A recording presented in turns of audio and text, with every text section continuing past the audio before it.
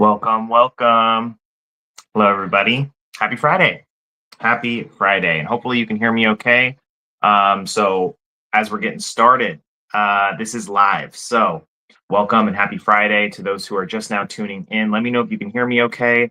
Again, sometimes with these microphones, it can be a little finicky. So it is Friday, the 21st of February. So welcome. If you're new to our page here on Facebook or on YouTube, then you know that this is something we do every single week where we go live and we talk about IHSS and kind of all things related to the special needs world. And so today we're going to be talking specifically about reporting hours with IHSS, kind of some of the do's and don'ts, and general information to kind of help with knowing how overtime works and violations, what can you expect from that, and how many hours you can claim per day and per week and all of that stuff. So welcome to those of you who are just now tuning in. Feel free to drop a comment. Let me know if you got a question, how you're doing. You're welcome to ask a question about today's topic in addition to any question that you have. So if you have IHSS for yourself or for a loved one and you want to talk about it, share it with us. We'd love to learn more. I will be looking away here and there on my screen just so I can see everybody's comments.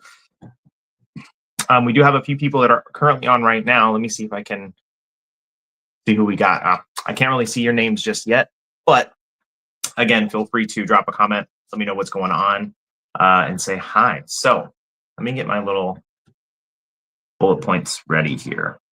Let's see. And again, we'll give it a couple minutes too for some more people to find the stream.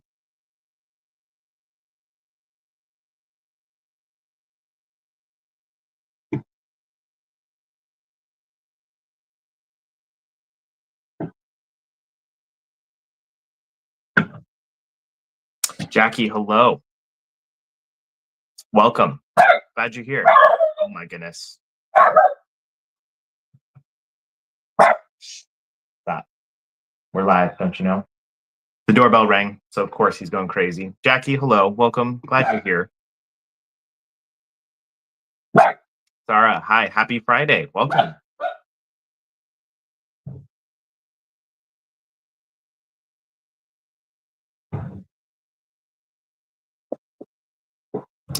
All right. And thank you for the likes and the loves, everybody. That also is really helpful. So if you want to take a minute to share the video, tag a support group or tag a friend, or give the video a like or a love, the stream, I mean, that's always really, really helpful.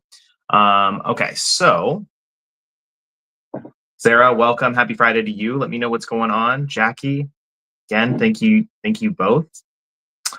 Okay, so let's go ahead and go back to what we're talking about today.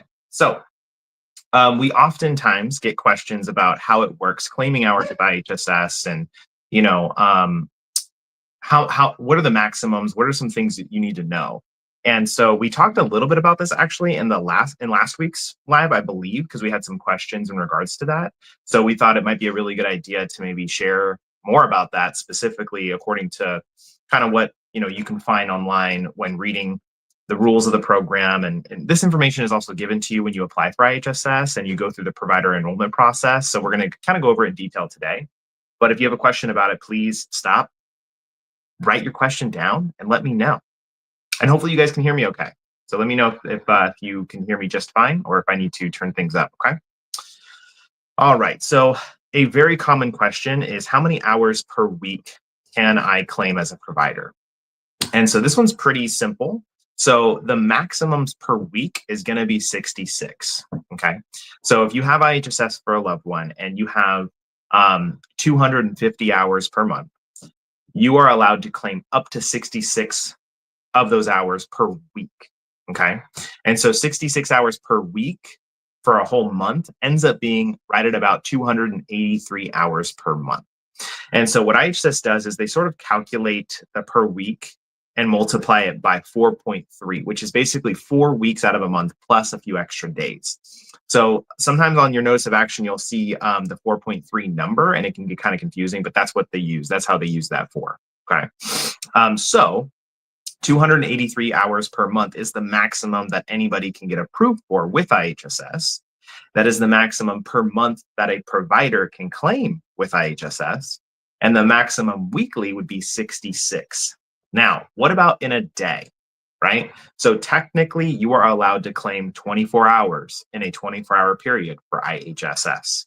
So kind of cool. Hopefully that helps answer some questions from last week that we maybe kind of skipped a little bit. Felicia, hello to you. Welcome back. And Estella, happy Friday to you. Happy to hear the seminar is looking at attending. Awesome. Yes, we do have a seminar coming up, everybody. And Teresa, you told me to look at that information so I can tell everybody the date and time. I forgot to do that. But I believe it's March 22nd, if I recall. I'm double checking right now, everybody. We have a seminar coming up, and that would be March 22nd.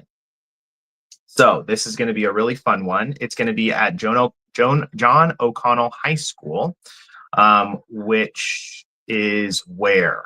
I don't remember. Sacramento? Oh, Sacramento, right? Or is this San Francisco? I'm sorry. This is I think an event in San Francisco, John O'Connell High School. So yeah, if you live in the Bay Area and you want to come check us out at an event, we'd love to see you. So come by, say hi, and let's talk about some information regarding IHSS and the world of special needs. So thank you, Estella, for pointing that out. Stephanie, my notice of action has 68 hours and 30 minutes max hours per week. So if you're talking about the standard notice of action that shows the breakdown of hours, so that usually will never exceed 66, nor will the provider notification. Now, at times it can exceed under special circumstances. Let me pull up my note here. So you technically can get 70 hours and 70 hours and 45 minutes, I believe, per week due to like issues that occur. So anyways, to kind of back up a little bit. So I don't know why your notice of action says 6830 per week. Odds are that would be per month. But again, I'm not looking at your notice of action, so I'm not too sure why it would say that, because the maximum would be 66. The only way that you can claim more than that is if you have an exemption. Sorry, let's go back to that. So there is an exemption that we've talked a little bit about before. And so this exemption would allow you to claim up to 90 hours per week, which would be 360 hours per month. So that would be an exception of how you can claim more than 66 hours in 1 week. So the only way you can get that exemption is if you have multiple recipients in the same home that you care for that have extraordinary needs and a really high amount of hours. So let's just say a perfect example of that most of the time would be somebody who has multiple children in the home who have protective supervision, right? And each child has 200 plus hours per month. And so that would be a scenario where you would get the exemption possibly approved. It is something you have to apply for, and that would allow you to claim more. Thank you, Teresa. Teresa dropped the link for the free seminar, which you can go check out. Please do. Jennifer, April 5th in San Diego, to right. I think we are doing a San Diego seminar as well. Teresa, do you want to confirm that that is the date? Estella, you said I saw April 5th, San Diego. Perfect. Yes, that'll be a fun one. So if you can sign up for that ahead of time and come hang out with us in San Diego, that'd be awesome. All right. So Felicia, you said, see, that's what I was wondering. We have hours now for PS, and I'm just claiming 8 to 7 hours a day. So that's fine. Usually if you have protective supervision, usually you have a couple of hours in addition to that as well. So 8 to 7 hours a day, if we're doing the math here. How many hours total do you have, Felicia? I'm getting my calculator out. So we'll do 8 hours a day times, 8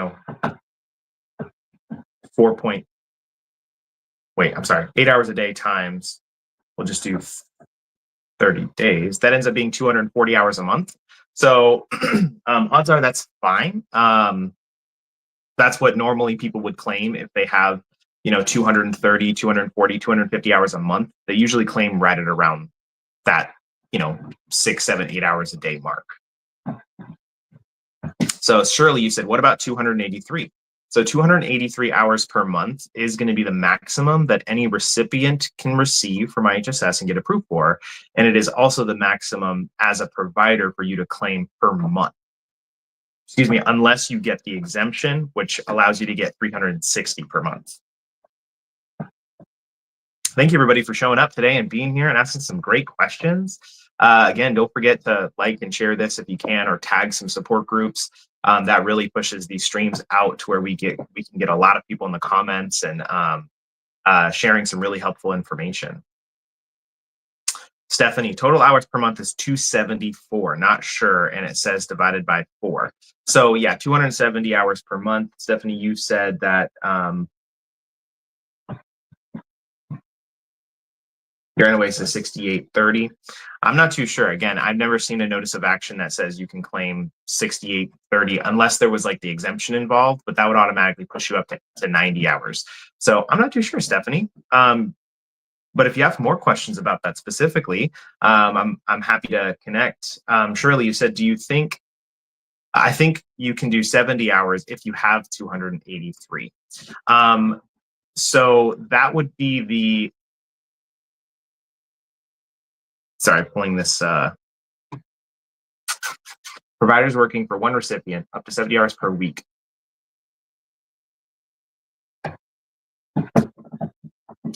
So yes. So technically, I think there are situations where if somebody's receiving max hours, you can, and if you're getting WPCS.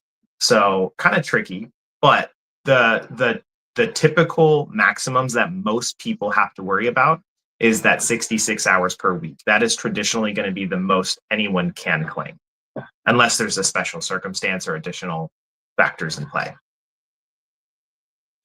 So Teresa says the Galt Advocacy Seminar in San Diego is on April 5th. The event Caleb mentioned is for support for families. It's a booth event with other organizations who work with special needs, and that one is in San Francisco. So yes, so San Diego, that's going to be a seminar event where it's just going to be us talking to you for a couple of hours about all the great stuff here in California. And then, like Teresa said here as well, the event that's in San Francisco is a special needs like booth style event where these are also really, really fun, especially the ones in San Francisco. So it'll be organizations around the whole Bay Area that kind of come together and are there to share information about services and supports, resources that are available to families with special needs, which is why we get invited to go because it's so much fun. So hopefully you guys can you can roll on through. Jessica, hello to you. Felicia, 229 hours. So you see, I was wondering, we have PS 200, so 8 to 7 hours per day. Yep. So 229 hours, that would make sense that you're claiming, 7 to 8 hours per day. I wouldn't change anything. That sounds like you're doing just fine. You said 20, actually 229.38, which, yeah, that's great. No problem. All right. Thank you, Estella. My son was denied PS, but got 66 hours of IHSS services. Do I still appeal? I did not receive a letter of denial, though, for protective supervision. So interesting point. So you brought up a couple of things here.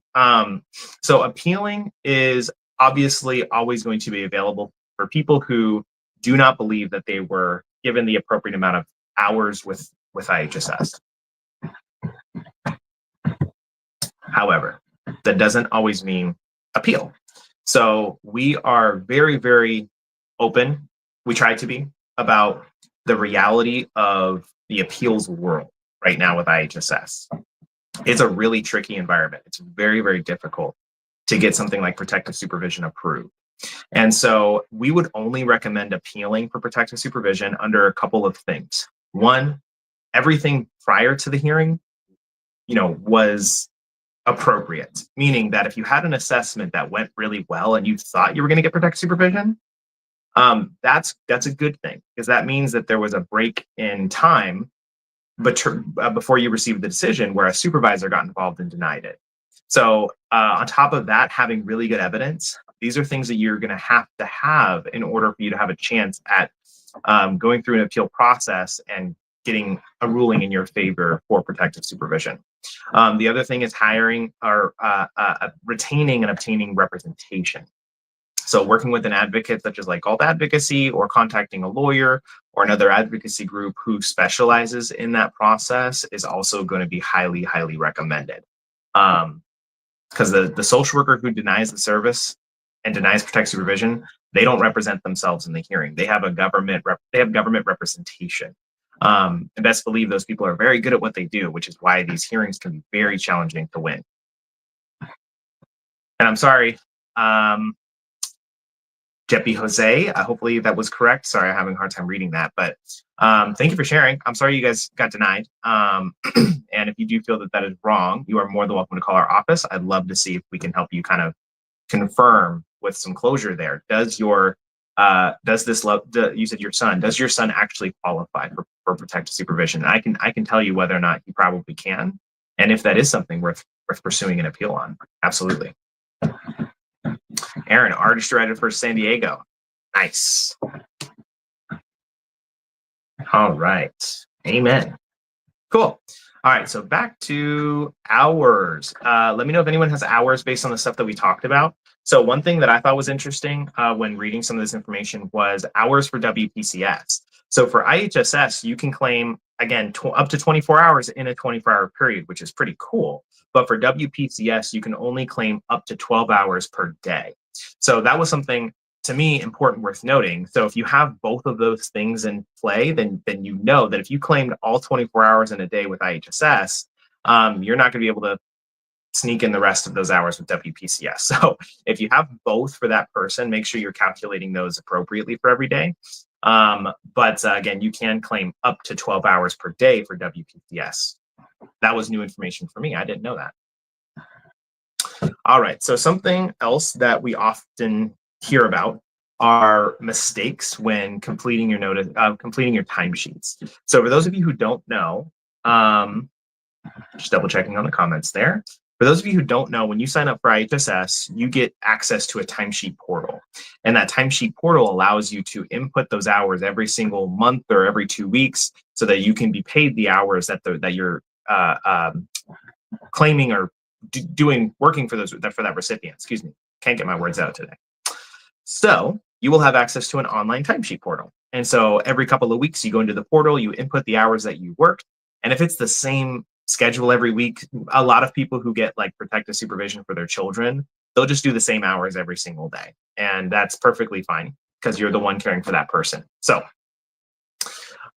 one common trend is violations. So when you sign up to be a paid provider, you do go through a provider enrollment process where you have an orientation, you get your background check, your fingerprints done. And during that process, you are also supposed to be taught about how to complete your time cards, what you're supposed to do, some of the rules that we've talked about today, and how to avoid violations. Because this is a financial benefit, there is a lot of fraud throughout the whole state, I mean. And so they try to be really careful about educating you on how to claim your hours correctly because they don't want to accidentally stick you with kind of a violation, especially if it was something that you were trying to avoid. Something you weren't trying to do intentionally, right?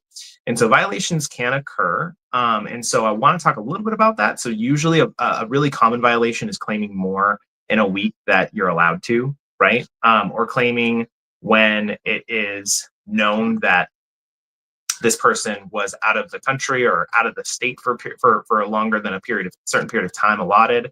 Or maybe your loved one was in the hospital for several weeks and you were claiming IHSS hours during that period and IHSS found out about it, right? So those are ways you can get violations from this program, which can negatively impact you. And so typically a first violation is going to be more of a warning than anything. But if there's a couple of violations that stack up, you can have your whole benefit. You as a provider, it can be paused. It can be like, suspended, right? And that's the least of your worries because they could also terminate you as a provider indefinitely. And that's not fun. And then in some situations, we have seen and heard about people,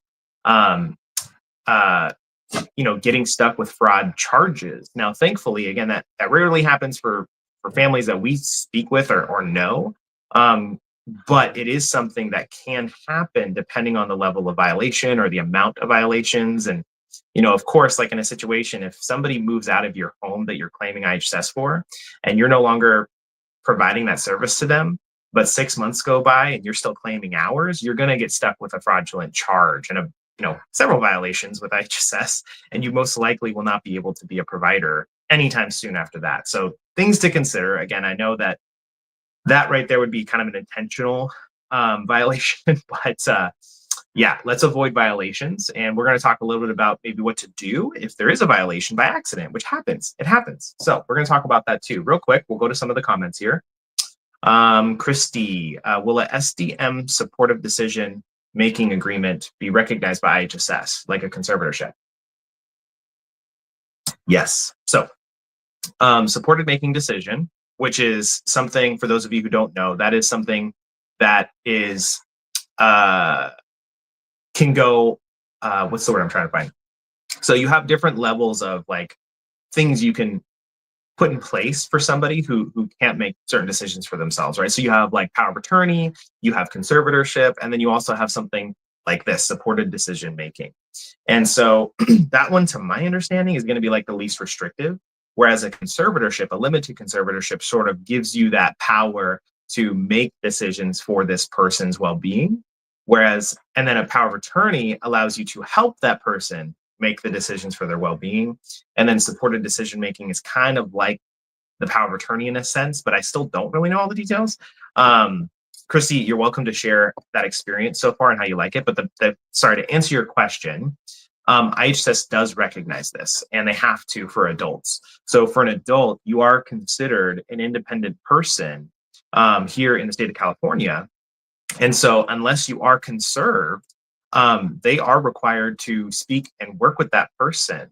So if this person is not conserved, they don't have a power of attorney or anything like that, then IHSS sometimes can just go off of what that person is saying. So, and they have to sign their own paperwork and all that stuff. So yes, again, to kind of go back to your general question, IHSS is supposed to recognize those things. Absolutely. Great question.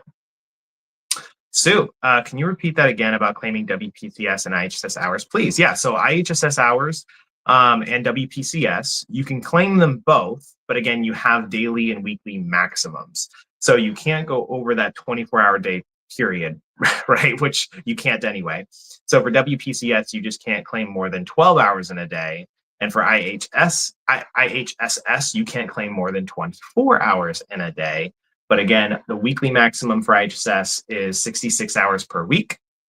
And I believe when you have WPCS mixed in there, I believe you can claim up to 70 hours and 45 minutes or whatever that was. Hopefully that answers your question, Sue. Let me know if you want me to go back over that again. Gabriella, I sent a letter for protective supervision. I'm guessing what you're saying. I didn't hear anything from anybody, so can someone help me with tips or guidance, please? So you're saying you sent information to IHSS regarding protective supervision eligibility, and you haven't heard back from them in regards to whether or not this is something they want to approve for the person you're applying for, is what I'm gathering. So following up is really the only thing you can do at this point. So if you haven't received a notice of action denying protective supervision or an email recognizing that they received that information you sent in, then I probably would call IHSS or send an email or even a fax, whatever you have access to, and let them know and say, hey, on this date, I sent in this letter, I sent in this information, but I still haven't heard anything from my social worker. I haven't heard back from a supervisor or anything like that. I just want to verify that it was received and if there's been a decision made on protective supervision. And then I would follow up every week until you hear something. That's what I would do. Estella, if a parent passes away that provides care, does IHSS assume and roll up under the other parent, or should spouse be added for the child? Ooh, that's a very interesting question. So yes, it is important to be prepared for those scenarios, right? And so we always recommend to, having an estate planning attorney in your corner always when you have a family, especially kiddos with special needs. So for big general backup plans, you can have that covered.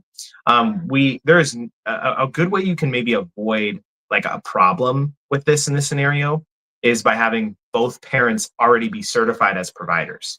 So there's nothing wrong with having both parents going through the training, both parents getting approved as providers, and then just having one parent claim all the hours. And then again, in a situation like this where one parent passes away, there's nothing you would need to do other than notifying IHSS and say, hey, mom can't be the provider anymore. It's going to be me. It's going to be dad, or whoever else that guardian is or person is, right? And so all you would do is you would just notify IHSS of this change. And then if you're already there, if you're technically already listed as a provider, they can just switch it over right then and there. So if you're not listed as a provider, then they may have to kind of put like a pause on their IHSS temporarily until you become a provider. So it can get a little mixed up and messy, but there are steps you can take to make that. I wouldn't call it seamless, because nothing with IHSS is seamless. But Michael, you said 70 hours and 45 minutes per week is the max for one recipient. Correct. Would be, so again, that would be the max for one. I'm sorry. So I'm getting my numbers confused. So yes, that would be the maximum for one recipient, which should total the 283, I believe, right? But again, the most important number for you to know as the provider is that you can't claim more than 66 hours per week. Stephanie, it took us 6 months to get our in-home visit. We just had to be a squeaky wheel. It took us 6 months to get our in-home visit. We just had to be a squeaky wheel. That's a long time. So 6 months from application, Stephanie, was this like your very first assessment? Because that's a long time. Or was this like an annual assessment or reassessment you were requesting for? Let me know. All right, you are asking so many awesome questions, everybody. I'm going to try and take a quick break from your questions and come back, so hang tight. So I want to talk about the violations and what happens if you make a mistake on your time card, and just kind of some general steps you can take. Okay. So first things first is identifying the error, right? So if you can get ahead of the curve and say, okay, whoops, I made a mistake. I know exactly what that mistake was. That's the first thing, right? So if you accidentally claimed more than you were supposed to, or you claimed some during the time that this person was in the hospital, and you already told IHSS that they were going to the hospital for a week, right? That's going to cause for some confusion. So identifying the error and then contacting IHSS. That is really important, because again, you don't want IHSS to stumble upon this violation and have never been notified, because that's when violations pile up. That's when,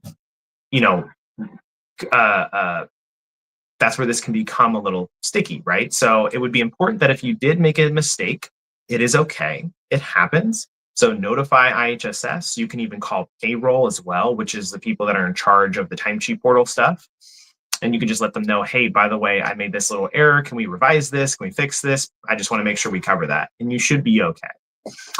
You can also request a revised timesheet. So payroll should be able to send you a new timesheet so that you can correct the error.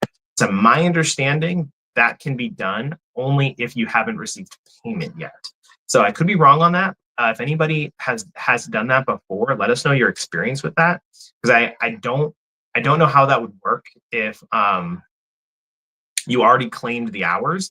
I think what I read is that you can actually adjust it for the following week. So if you claimed more hours than you're supposed to, then the following week, I think you have to claim less. And as long as you're being open and honest with IHSS about that, I think that they can make that work for you. All right. So you said we are live-in parent providers for both IHSS and WPCS hours with all protect supervision hours, and just wanted to clarify that the max 12 WPC hours wasn't referring to a total daily maximum combined of IHSS and WPCS. Example, 10 hours of IHSS and 5 hours of WPCS daily equals 15 hours for 2 providers daily. That would be correct. So I'm not referring to the combined hours maximum. So I'm saying individual maximums. IHSS's individual maximum would be 24 hours in a day. And then WPCS's maximum would be 12 hours in a day. So if you wanted to stack 10 hours with IHSS a day and then 10 hours of WPCS, technically you can. Right? So, but no, they wouldn't be a combined total. Those are not the numbers. Jackie, any suggestions on requesting a new social worker and nurse assigned to recipients case due to unprofessionalism. Jackie, yeah, I have some suggestions and thoughts here. This is also a very common question. For those of you who are hearing Jackie's thoughts, you probably can relate if you've had rough assessments with some rough social workers. Some people don't, but Jackie, the recommendation here would be to document as much as you can. So it's really important. Every assessment you have, try and have a colleague, a friend, or another family member or a spouse be present with you at this assessment. To us, that's always a recommended strategy so that you can avoid any type of confrontation alone, right? So if you have a social worker that's being inappropriate or they're being rude or they're just completely misquoting regulations, you can have another witness there to take notes and to kind of back up what you say, right? Because it happens. Sometimes social workers get information wrong. And sometimes they end up in front of the judge and they tell that wrong information to the judge. And if you're there to clarify that wrong information, it has to be kind of backed up by something. Either you have evidence that backs what you're saying versus the social worker, or you have a witness or somebody else who's backing up what you're saying, right? So requesting a new social worker in general, though, let's talk about kind of when you can do that. So the only time you can actually request a new social worker is if there is a language barrier, right? So if you need somebody for translation, the county will IHSS will either hire like a third party translating agency to come in, or they will find a social worker in that county that speaks your first language. And then that will be your social worker moving forward. But if they don't have that available, then they have to hire the third party agency, which doesn't fix the new social worker problem, right? So really the only times you get new social workers outside of language barriers is going to be for inappropriate comments, unprofessionalism, like you said, and kind of the big standard ones, right? Like, oh my gosh, my brain is not working today. Being like discriminatory, right? So these are all ways that if you can document these things, and if you felt that way at your assessment, make sure you write up a declaration talking about how you felt and what was said that made you feel that way. And so usually IHSS is pretty good about taking that information really seriously, especially if you're able to get a hold of a supervisor, because odds are you're not the first person that was treated that way. So if you're the third or fourth person that month that called about that social worker being inappropriate, it's probably not new information to their supervisor. And so sometimes there are cases like families who don't get that response, and their supervisor that they call is just backing up every word of the social worker and saying like, that would never happen. That's a fantastic social worker. In that case, you're in a bit of a trickier situation. Thankfully, that doesn't happen too often, because usually if you're making an effort to call the supervisor and complain, it is the supervisor's job to protect your feelings, because this is your benefit. This is your child's benefit, right? This is not the social worker's benefit. So if they made you feel uncomfortable, if they made it a hostile, awkward environment because they were rude and unprofessional, you have every right to feel that way and share that with IHSS. So you said any suggestions on requesting a new worker. So again, the only thing you can do is I would write a declaration about why, what happened, what's going on, and try and get that into the hands of the supervisor or there's like a disciplinary committee. I can't remember the name of them. Teresa, if you happen to know what I'm talking about, it's something Myra would know. It's where you can send like a complaint to within IHSS specifically for something like this, where it's more of like an unbiased third party type scenario. That way there's nobody protecting a county worker. It's just a complaint, more like civil right issue type situation. But that's what I would recommend, Jackie, is you can request a new worker by contacting the supervisor, writing a complaint. But again, you're only going to get a new social worker if there have been some really inappropriate remarks that you can sort of prove that happened, or the social worker was hostile, awkward, that kind of thing. All right. Stephanie, yes, it was our first initial application visit. We had it now, we had it now since November. It was a journey to get IHSS. Well, I'm glad It's finally done for you. Congratulations. 6 months is a long time, but you made it. You did it. Sue, awesome. Thank you. Heidi, this is not an IHSS question, but I'm always thinking about it. My son is 15 and he just had his triannual. I'm sure he'll be offered the program of 4 years after graduation. Is he going to have another triannual while he is in the 4-year program after high school?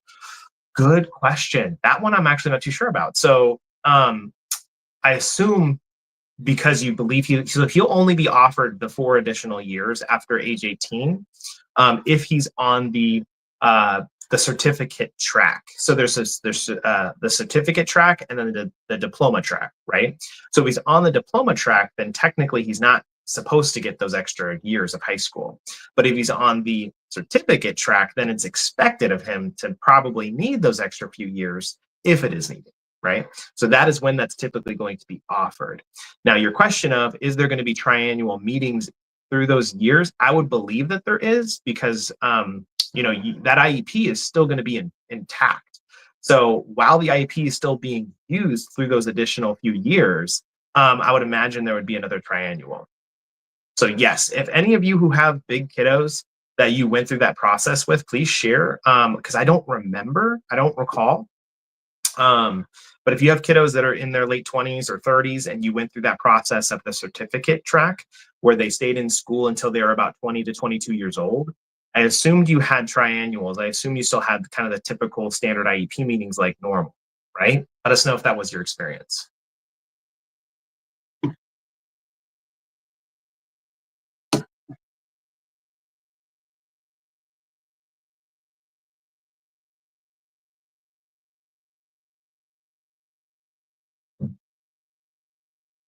I am going over kind of an outline to see if we missed anything on the hours and reporting hours. I think we covered most of it.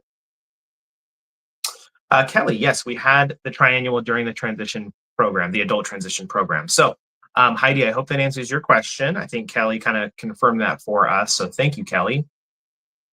Wonderful. Was it different in any way? Was it like, I'm trying to think, how would it be different?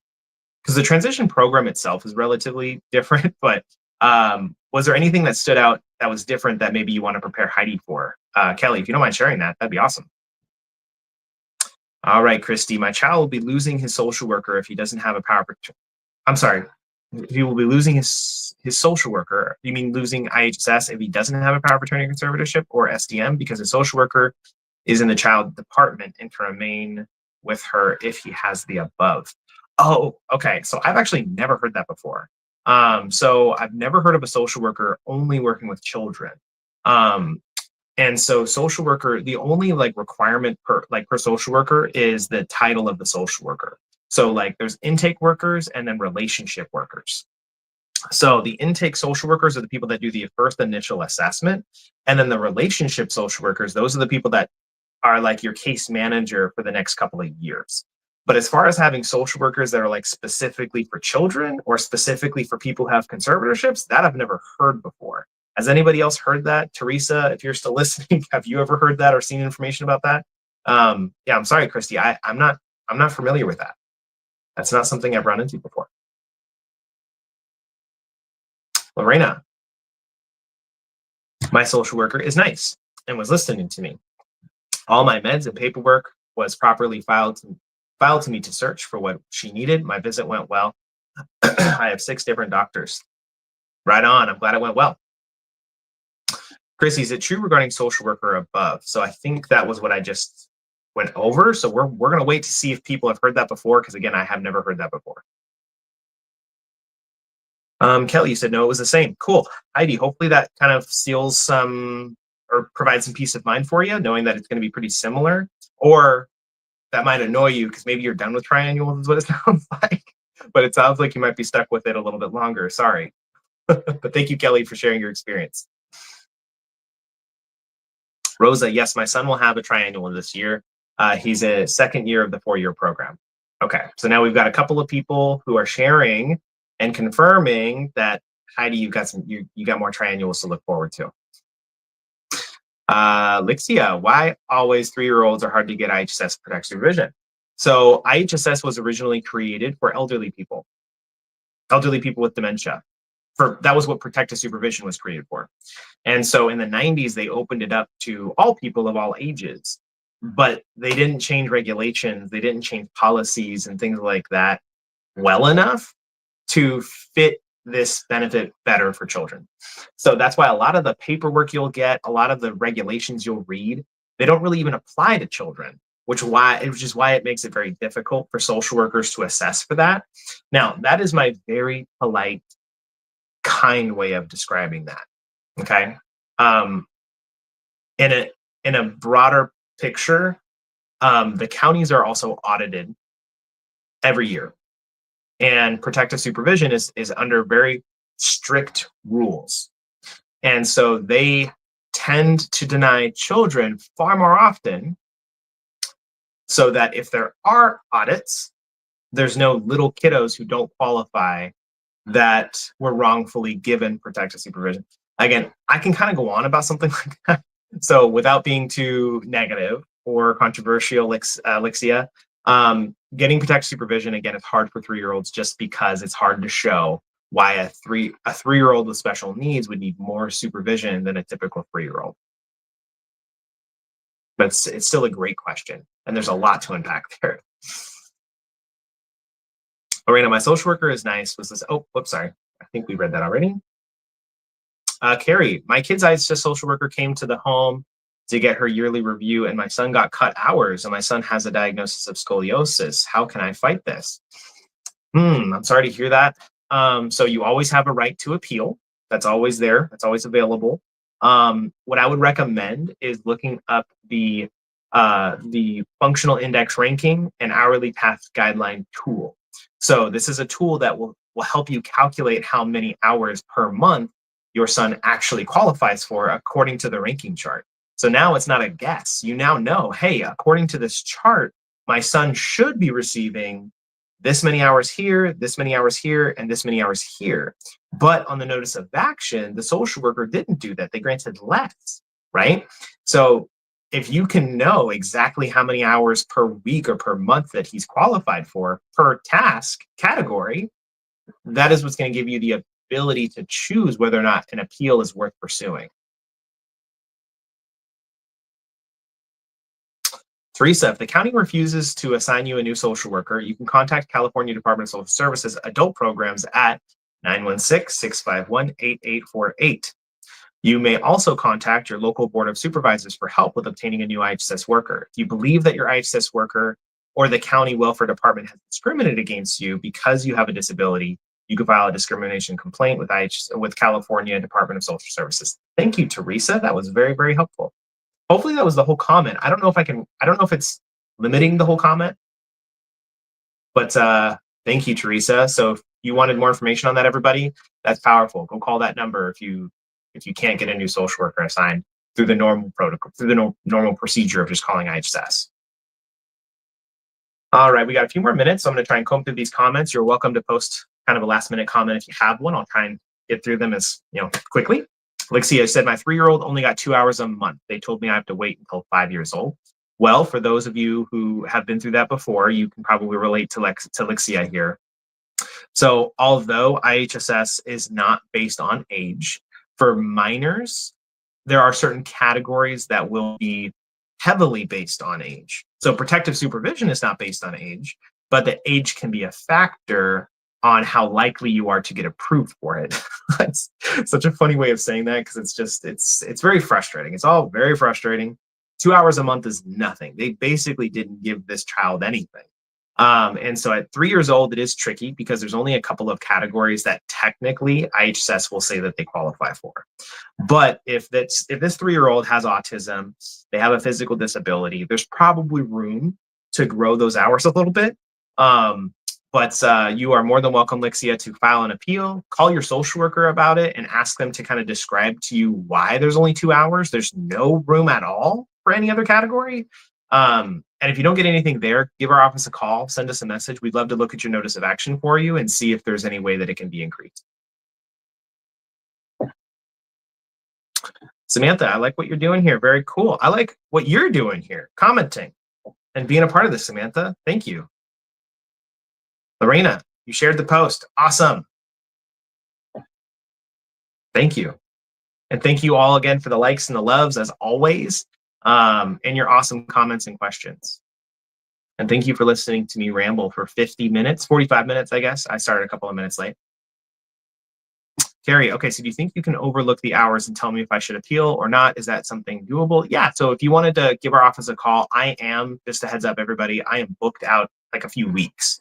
So if you wanted me to take a look at that for you, I absolutely can, but it's not going to be tomorrow. So, Carrie, yes, call my office. I'd be honored to take a look at that for you and see if I can give you some advice. Just know it might be at least a couple of weeks before I can do that. But yes. Look, yeah, my little has SSI, but didn't get IHSS. Gotcha. Okay. Well, if they have SSI, then that means that they have some type of disability, right? And so so IHSS and SSI are very different. And so how young is your little Lixie, if you don't mind sharing? Maritza, hi, welcome.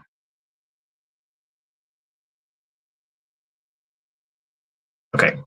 Going back to my outline real quick before we log off here. So just kind of some overview of the hours per month, hours per week. We kind of talked about that a little bit, right? Big numbers to think about are the 66 hours per week, the 283 hours per month, the 70 hours and 45 minutes for both the WPCS and IHSS, or I'm sorry, for the one recipient, for the one recipient, right? But you as a provider, the most important thing is you don't claim more than 66 hours per week, right? Don't forget that. Now, if you do run into a problem and you make an error on your timesheet, call payroll, call IHSS, let them know ahead of time, right? Be transparent about the mistake. Don't let them discover it months later and then stick you with a violation, right? Let's get ahead of that so that you don't jeopardize your ability to be a provider moving forward. And do it as quickly as possible. Do it at like the next thing. If you just found that mistake or realized it, reach out to IHSS, your social worker, reach out to payroll, and try and get that resolved quickly, okay? All righty, Lixie, you said they're 3 years old. So again, three-year-old kiddos, that was probably why you made that comment earlier, right? Why do 3-year-olds get denied protective supervision so often? Again, it's a long answer, but to try and simplify it, it is just a little difficult to assess the needs of a typical 3-year-old versus a child with special needs who's 3 years old. So these social workers, they're sort of trained a certain way that does make it challenging to assess for 3-year-olds. But Lixie, you are welcome to call my office. I would love to take a look at this for you and chat with you about your 3-year-old's needs and to see if I think protective supervision is something worth pursuing for, or if IHSS in general is something worth pursuing for. I'd love to try and help you. Jennifer, my son is 7. Hopefully we get approval for protective supervision next week. Go Jennifer, hopefully you do. Let us know if there's some hiccups there, speed bumps. We'd love to see if we can help you if that's ever necessary, but best of luck to you. Marissa, I postponed my hearing and now I'm waiting for another date. I was told that someone from your office will contact me within a few weeks. How long do you think it'll take to get me another court date? So if you postpone that, normally that buys you like a few weeks, but right now the appeals world is super, super slow. So we've seen postponements give an extra month or more. But I would say just for the sake of, the rule of thumb, just to be safe, it buys you a few weeks. That's usually what it is. That's usually a postponement. Rosa, so even if I have 283 hours, do I still only put a max of 66 hours per week? The social worker said to put 70 hours a week. So again, if you're claiming one recipient, you can claim up to 66 hours per week. So this is confusing. So let's do the math here. I'm still kind of confused on what that means. So let me take a look at the chart here.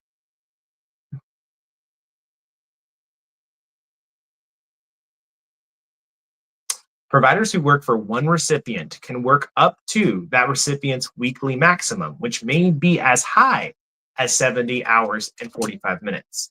This is an exception due to mathematical issues of reporting hours for a single recipient. So again, the only time you would ever claim more than 66 hours per week is if for some reason there's a mathematical issue during the week where you have to claim 70 in order to get all of their hours. I would recommend talking to your social worker before you claim more than 66, just to make sure you're in line and not going to be stuck with a violation.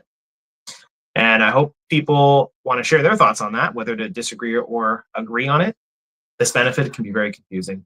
So I'm sorry, everybody. Hopefully we're not adding more headaches.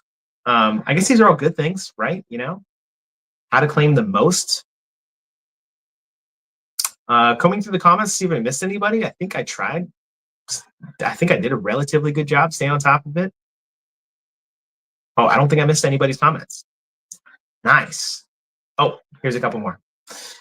Francis, you said 1 recipient is 70 hours and 45 minutes max, and 2 is 66 hours per week. So again, kind of confusing because normally, you know what? Okay, so yes, I would agree with that without the exemption, right? Because if you get the exemption approved, then you can do the up to 90 hours per week, right? But that, I think that makes perfect sense. Stephanie, like the February, losing a few days in your timesheet. Yeah, so situations like that, absolutely. All right, Teresa, hopefully you're clearing this up for us. IHSS hours for respiration. You're clearing this up for a 3-year-old, right? Going back to, I think it was Lixia, if you're still here. IHSS gives hours for respiration and transition at age 3. If your child doesn't get approved for protective supervision, they have to need time in one of these 2 categories or they will be denied IHSS. There are exceptions, but they are very hard to prove at age 3. So I hope that makes sense, everybody. It makes sense to me, but that's just because I deal with this every day. So applying for 3-year-olds is really tough.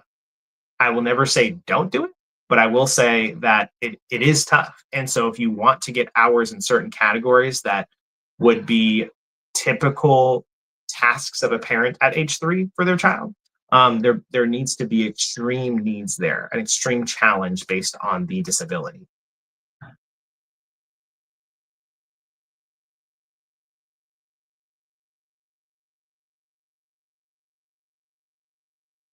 Carrie, thank you for being here so that we can clear this up. Hopefully we didn't make it more confusing, but thank you, I'm glad. All right, everybody, we're out of time.